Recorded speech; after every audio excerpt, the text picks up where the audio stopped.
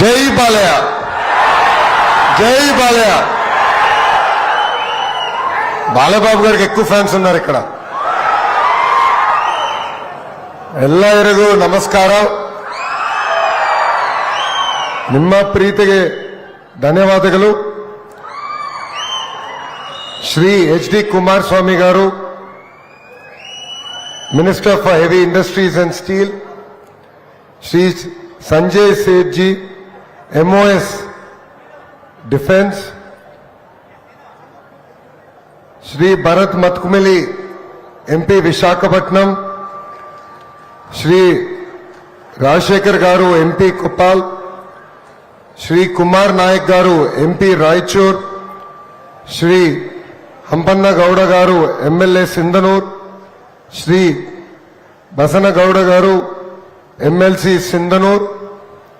కానీ ఇక్కడికి పెద్ద ఎత్తున విచ్చేసిన కర్ణాటక ప్రజలకి, ఎన్నో ఏళ్ళుగా కర్ణాటకని సొంతంగా చేసుకున్న తెలుగు ప్రజలకి, విద్యార్థులకి, తల్లిదండ్రులకి నా హృదయపూర్వక నమస్కారాలు. కర్ణాటక అనేది ఒక పవిత్రమైన భూమి. కర్ణాటక సాంప్రదాయాలు, సంస్కృతి చాలా గొప్పది. కన్నడ, తెలుగు ತುಂಬಾ ಸೇಮ್. ನಮ್ಮ ಸಂಸ್ಕೃತಿ ಕೂಡ ಸೇಮ್. ఆంధ్ర, కర్ణాటక అన్న తమ్మన్న తార. శ్రీ కృష్ణదేవరాయల సైనిక్ స్కూల్ ప్రారంభోత్సవం సందర్భంగా ఈ సమావేశానికి విచ్చేసిన మీ అందరికీ పేరు పేరున నా హృదయపూర్వక నమస్కారాలు. ఈరోజు నేను ఆంధ్ర రాష్ట్ర విద్యాశాఖ మార్చులుగా ఇక్కడ రాలేదు. ఒక భారతీయుడిగా నేను మీ ముందల నుంచుంటున్నాను. ఇక్కడ ఎంతో మంది తల్లిదండ్రులు ఉన్నారు. వాళ్ళు ఒక ప్రశ్న అడగాలనుకుంటున్నా. ఇక్కడ ఎంతమంది మీ పిల్లలు డాక్టర్ అవ్వాలనుకుంటున్నారు? ఒకసారి చేతులు పైకి ఎత్తండి. ఐఏఎస్, ఐపీఎస్ మీ పిల్లలు అవ్వాలంటే చేతులు పైకి ఎత్తండి. ఇంజనీర్ అవ్వాలంటే, రాజకీయ నాయకుడు, నాయకురాలు అవ్వాలంటే చాలా తక్కువ ఉన్నారు. కానీ నాకు ప్రధానమైన ప్రశ్న నేను అడగాల్సింది, ఇక్కడ ఎంతమంది మన పిల్లలు సైనికులు అవ్వాలనుకుంటున్నాం? ఈరోజు మనందరం ఇక్కడ నుంచి మాట్లాడుకోగలుగుతున్నామంటే, ఇక్కడ నుంచుని ఈ సమావేశం ఏర్పాటు చేయగలుగుతున్నాం అంటే దానికి కారణం మన బార్డర్ దగ్గర సైనికులు మన కోసం పోరాడుతున్నారు. మనందరం చూసాం, ఉగ్రవాదులు పేలగాంకి వచ్చి 26 మంది అమాయకులు భారతీయుల్ని ఆనాడు చంపేస్తాం జరిగింది. మన ప్రధానమంత్రి నరేంద్ర మోడీ గారు ఆపరేషన్ సింధూర్ అని ప్రకటించి పాకిస్తాన్ కి తగిన గుణపాఠం చెప్తాం జరిగింది. ఆ యుద్ధంలో మన అనేక మంది సైనికులు మనం పోగొట్టుకున్నాం. ఆంధ్ర రాష్ట్రానికి చెందిన మురళీ నాయక్ అనే సైనికుని కూడా మేము పోగొట్టుకుంటాం జరిగింది. మురళీ నాయక్ మా అనంతపూర్ జిల్లా పుట్టపర్తి నియోజకవర్గం నుంచి వచ్చిన వ్యక్తి. ఆ కుటుంబానికి ఒకే ఒక బిడ్డ మురళీ నాయక్. కానీ చిన్నప్పటి నుంచి మురళీ నాయక్ భారతదేశ సైన్యంలో పనిచేయాలన్న కోరిక ఉండిపోయింది. వాళ్ళ తల్లిదండ్రులు, నాయక్ నీకు ఏమైనా అవుతే మా పరిస్థితి ఏంటి, మాకు అండగా ఎవరు నిలబడతారని అడుగుతాం జరిగింది. ఆనాడు మురళీ నాయక్ ఒకటే చెప్పాడు, భారతదేశం కోసం నా ప్రాణం పోతే మొత్తం భారతదేశం నాకు అండగా నిలబడుతుందని. మురళీ నాయక్ మన మధ్యలో లేకపోయి ఉండొచ్చు, కానీ మొత్తం భారతదేశం ఆ కుటుంబానికి అండగా నిలబడటం జరిగింది. ఆంధ్రప్రదేశ్ లో నేను ప్రత్యేకంగా వాల్యూ బేస్డ్ ఎడ్యుకేషన్ ఉండాలని కోరుకుంటున్నా. వాస్తవాలు మనం మాట్లాడుకుంటే సమాజంలో విలువలు పడిపోయిన రోజులు మనందరం చూస్తున్నాం. అందుకే ఆంధ్ర రాష్ట్రంలో చాగంటి కోటేశ్వరరావు గారు ఏకంగా కేబినెట్ ర్యాంక్ ఇచ్చి సలహాదారుడిగా మనం ఏర్పాటు చేసుకుంటాం జరిగింది. ఆయన రూపొందించిన పుస్తకాల్ని మేము ప్రింట్ చేసి ప్రతి సాటర్డే నో బ్యాక్ డే అయినా సమాజంలో ఏ విలువలైతే మనం ఆశిస్తున్నామో అది పిల్లలకి చెప్తాం జరుగుతుంది. దీంట్లో ప్రధానమైంది నాకు దగ్గరైంది మహిళల్ని గౌరవిస్తాం. తెలుగు వాడక భాషలో మహిళల్ని అవమానిస్తూ కొన్ని పదాలు వాడతాం. గాజులు తొడుక్కున్నావా, చీర కట్టుకున్నావా, అమ్మాయిలాగా ఏడవద్దన్న పదాలు మనం వాడతాం. దీనికి ఫుల్ స్టాప్ పెట్టాల్సిన బాధ్యత ఇక్కడున్న మనందరిపైన ఉంది. సమాజంలో ఏ మార్పు అయితే మనం ఆశిస్తున్నామో ఆ మార్పు మన ఇంటి నుంచే మొదలవ్వాలని ఈ సభాముఖం మిమ్మల్ని అందరూ నేను కోరుకుంటున్నా. ఇక్కడున్న పిల్లలందరికీ నేను ఒక విషయం చెప్పాలనుకుంటున్నా. చాగంటి కోటేశ్వరరావు గారు ప్రవర్చనలు చేస్తున్నారు. ఇలా సమావేశాలు ఏర్పాటు చేసుకుని పిల్లలతో మాట్లాడతారు. ఆయన ప్రవర్చనకి వెళ్ళా. అప్పుడు ఆయన ఒక మంచి మాట చెప్పారు. తల్లికి చెప్పలేని ఏ పని నువ్వు చేయొద్దని. What you can't tell your mother don't do it అని. అది ఎంత సింపుల్, అంత పవర్ఫుల్. అందుకే ఇక్కడున్న పిల్లలందరినీ కోరుతున్నా, మన జీవిత ప్రయాణంలో అనేక నిర్ణయాలు తీసుకోవాలి. ఒక్క క్షణం కళ్ళు మూసుకుని ఆలోచించాలి. నిర్ణయం తీసుకునే ముందల మనం తీసుకోబోయే నిర్ణయం మన తల్లికి చెప్పగలుగుతామా లేదా అని.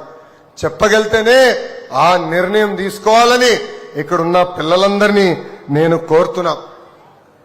ఇప్పుడే పెద్దలన్నారు, విశ్వవిఖ్యాత నట సార్వభౌమ స్వర్గీయ నందమూరి తారక రామారావు గారి మనవడిని, చంద్రబాబు నాయుడు గారి తనయుడిని, మీ అందరి బాలయ్య, నా ఒక్కడికే ముద్దల మావయ్య, జై బాలయ్య అల్లుడిని. కానీ నాకు నా జీవితం ఈజీగా రాలేదు. 1985 తర్వాత గెలవని నియోజకవర్గం మంగళగిరిలో పోటీ చేసి 2019లో నేను ఓడిపోయా. జీవితంలో ఓటమి అనేది సహజమే. కానీ ఆ ఓటమి ద్వారా మనం అనేక పాఠాలు నేర్చుకోవాల్సిన అవసరం ఉంది. 5 సంవత్సరాలు కష్టపడి చెమటోర్చి మళ్ళీ అక్కడనే పోటీ చేశాను.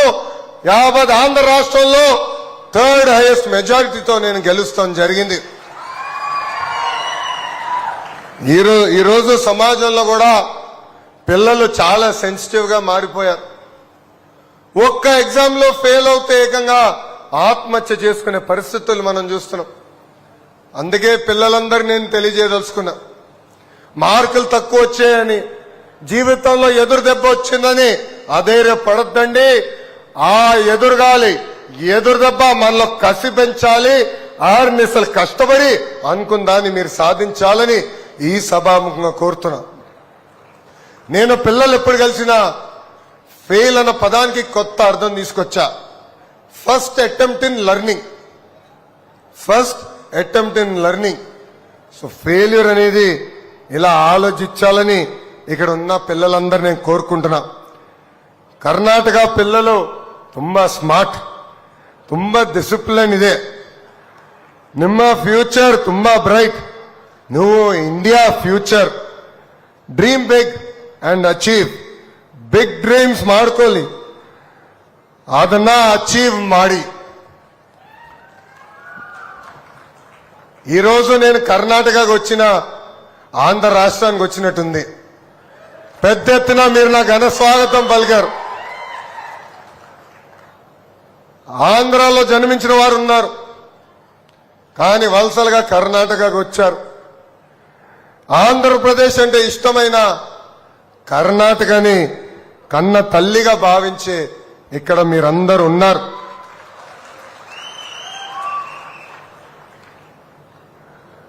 మీ అందరు తెలుసు, 2024 ఎన్నికల ముందల కరెక్ట్ గా ఎన్నికలకి 6 నెలలు ఉన్న సమయంలో ఏం తప్పు చేయని చంద్రబాబు నాయుడు గారిని అరెస్ట్ చేసి 53 రోజులు బంధించారు. ఒక కొడుకుగా బాధపడా. ఏం తప్పు చేయని పెద్దయిని ఇలా జైల్లో పెడతాం అనేది చాలా బాధేసింది. కానీ మాకు మీరు అండగా నిలబడ్డారు.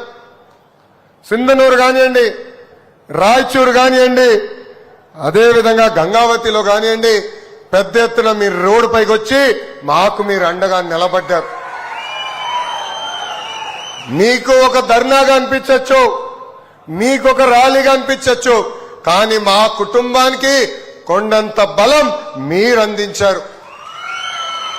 నాకు ఇప్పుడు కూడా బాగా గుర్తు, బ్రహ్మని నాకు ఒక మాట చెప్పింది, ఇంత గౌరవంగా బతికే కుటుంబం చూడు పెద్దయిన పరిస్థితి, మనకి రాజకీయం అవసరమా అని నన్ను అడిగింది.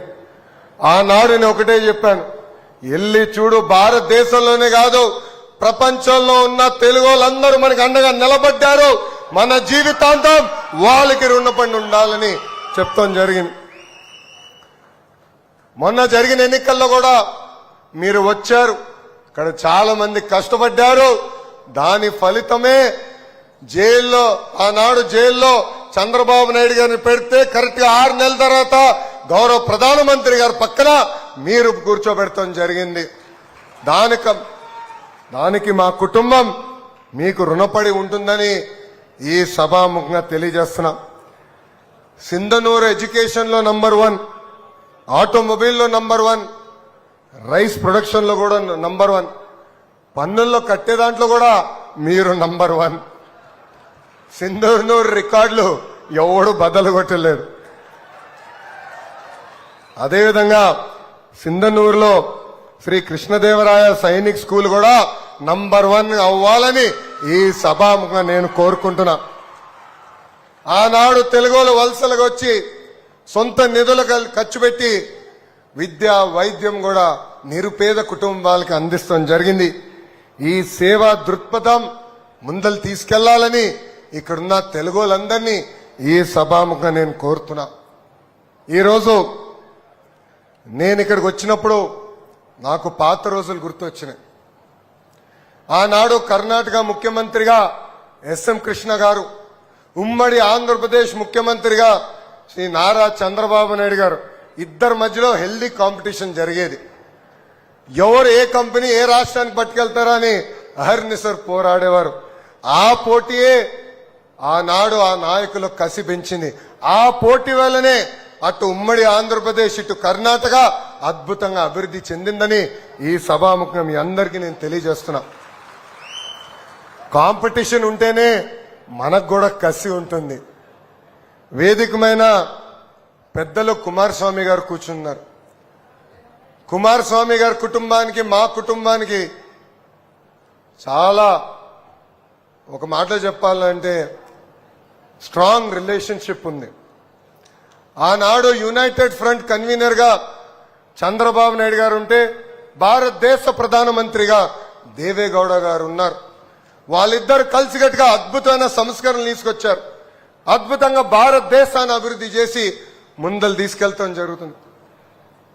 కరెక్ట్ గా 30 సంవత్సరాల తర్వాత నేను కుమారస్వామి గారితో మాట్లాడటం జరిగింది.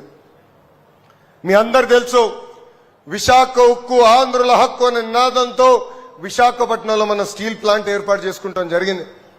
గత పాలకుల అవినీతి వల్ల ఆ విశాఖ ఉక్కు అనేక ఇబ్బందులు పడింది. చివరికి ప్లాంట్ మూసేసో అమ్మేసే పరిస్థితికి వచ్చింది. వేదికమైన విశాఖపట్నం ఎంపీ భరత్ గారికి నేను వారానికి ఒకసారి ఫోన్ చేసేవాడు. అయ్యా ఒక్కసారి వెళ్ళి కుమారస్వామి గారు కలవండి, రిక్వెస్ట్ చేయండి, బతులాడండి, కాలు పట్టుకోండి, విశాఖ ఉక్కుని మటుకు ప్రైవేటీకరణ జరగకుండా చేయమని 10 సార్లు కలిశారు. దాని తర్వాత ఒకరోజు అక్కడికి వెళ్ళి నాకు ఫోన్ చేశాడు భరత్. ఫోన్ చేసి కుమారస్వామి గారు నా పక్కనున్నారు, ఆయనే మీతో మాట్లాడతారని ఫోన్ ఇచ్చారు. అప్పుడు కుమారస్వామి గారు నాకు ఒకటే చెప్పాడు, brother, I stand with Andhra Pradesh, I will make sure Visakhapatnam steel plant will not be privatise అని మాట ఇచ్చారు, మాట నిలబెట్టుకున్నారు కుమారస్వామి గారు. ఇక్కడున్న తెలుగు వాళ్ళందరినీ విషయం చెప్పదలుచుకున్నారు. వి ఓ కుమారస్వామి గారు అలాట్. ఒక విశాఖ ఉక్కే కాదు, నిన్నగాక మొన్న మనందరం చూసాం, భారతదేశంలోనే అతిపెద్ద గ్రీన్ స్టీల్ ప్లాంట్ ఏకంగా అనకాపల్లికి వచ్చింది. 1,00,000 మందికి ఉద్యోగాలు ఉపాధి కల్పించబోతుంది ఆ స్టీల్ ప్లాంట్. దాంట్లో కూడా కీలకమైన పాత్ర కుమారస్వామి గారిది ఉంది. ఒక మాటలో చెప్పాలంటే దక్షిణ భారతదేశం చేసుకున్న అదృష్టం ఈ రోజు కుమారస్వామి గారు మనందరికీ హెవీ ఇండస్ట్రీస్ స్టీల్ మంత్రి అవుతాం. Sir, the people of Andhra Pradesh owe you a lot. We stand by you. We will work together to develop South India, to develop our states and to make India proud. And we will play our role in the Honorable Prime Minister Shri Narendra Modi ji's vision of Vikasit Bharat 2047. మీ అందరు తెలుసు కుమారస్వామి గారికి emotions చాలా ఎక్కువ. మనసులో ఉంది చేస్తాడైనా. అందరూ అది బలహీనత అంటారు, కానీ అది మన కుమారస్వామి గారి బలమని ఈ సభాముఖం మీ అందరికీ తెలియజేసుకుంటున్నా. అందుకే మనందరం కలిసికట్టుగా ఆయనకు అండగా నిలబడాలి.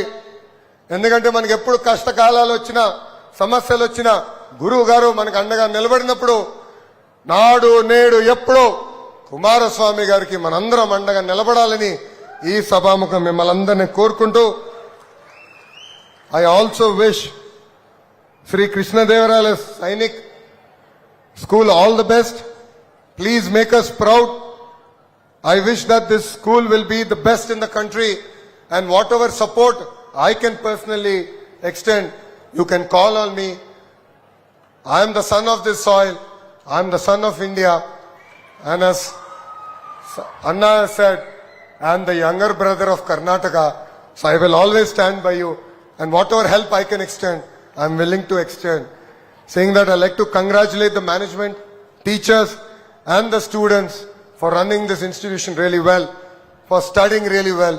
Make us proud, make Karnataka proud, make India proud. And Karnataka is not just a state. I believe it is the strength of our nation. Karnataka will always be part of India's growth story. It will lead from the front. It will make India proud. Thank you very much. Thank you very much for giving me this wonderful opportunity. ఇక్కడ తెలుగు వాళ్ళందరికీ నా హృదయపూర్వక ధన్యవాదాలు తెలుపుకుంటున్నా. ఎందుకంటే నాకు ఇంత